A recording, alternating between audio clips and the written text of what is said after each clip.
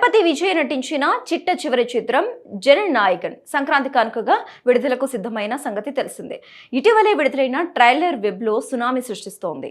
Vijay mark action political అంశాలతో trailer రక్తి కట్టించింది.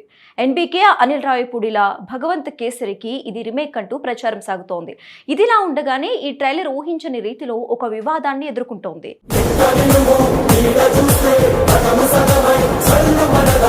జననాయకన్ ట్రైలర్లో ఒక ఏఐ వాటర్ మార్క్ కనిపించడంతో అది తీవ్ర ఆగ్రహానికి దారితీసింది. సోషల్ మీడియాలో తీవ్ర వ్యతిరేకత పెను దుమారం రేపుతోంది. అంత పెద్ద స్టార్ హీరో నటించిన సినిమా ట్రైలర్ కట్లో అంత అజాగ్రత్తగా ఎలా ఉంటారు అంటూ ట్రైలర్ ఎడిటర్ని నిలదీసే ప్రయత్నం సాగుతోంది. ఈ ట్రైలర్లో కొన్ని సెకండ్ల పాటు కనిపించే ఏఐ వాటర్ మార్క్ని ఎలా మర్చిపోయారు అంటూ ప్రశ్నిస్తున్నారు దళపతి ఫ్యాన్స్. ఇటీవల దేశవ్యాప్తంగా చర్చనీయాంశమైన ఒక యాప్ గురించి ప్రచారం ఉందని కూడా కొందరు గుర్తించారు.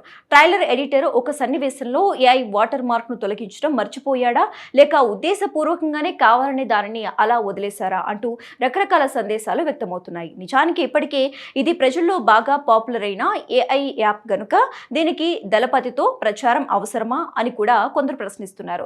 ఒక క్రేజీ ట్రైలర్ లో ఏఐ చిత్రాలా అంటూ కొందరు నిరసన వ్యక్తం చేస్తున్నారు. ఈ ట్రైలర్ లో విజయ్ ప్రతీకారం తీర్చుకునే పోలీసు అధికారిగా కనిపించాడు. ట్రైలర్ ఆరంభ సన్నివేశంలో ఒక వ్యక్తి భారీ గన్ను సిద్ధం చేసుకున్నట్లు చూపించారు. ఆ తర్వాత వచ్చిన ఒక చిన్న సన్నివేశంలో గుల్ జెనీ లోగో కనిపించిందని ట్విట్టర్ లోని పలు ఖాతాలు స్క్రీన్ షాట్లను షేర్ చేయడంతో అది దుమారంగా మారింది. ప్రస్తుతం చిత్ర నిర్మాతలు విజయ్ కూడా తీవ్రమైన ట్రోలింగ్ ను ఎదుర్కొంటున్నారు. చాలా మంది సినిమాలలో కృత్రిమ మేధస్సు వాడకాన్ని కళారూపానికి అవమానం అని కామెంట్ చేస్తున్నారు. రీమేక్ సినిమాకు కూడా జెమినీ ఏఐ వాడుతున్నారా అని ఒక నెటిజన్ ఎద్దేవా చేస్తున్నారు. జననాయకన్ టీం ఇంతటి అనుభవం లేని తప్పు ఎలా చేస్తోంది, ఎడిటర్ ఎవరు అని ఒకరు ప్రశ్నించారు. 400 కోట్ల బడ్జెట్ కానీ ఇదేంటి అని ఒకరు ప్రశ్నించారు. ఇది ఆమోదయోగ్యం కాదు.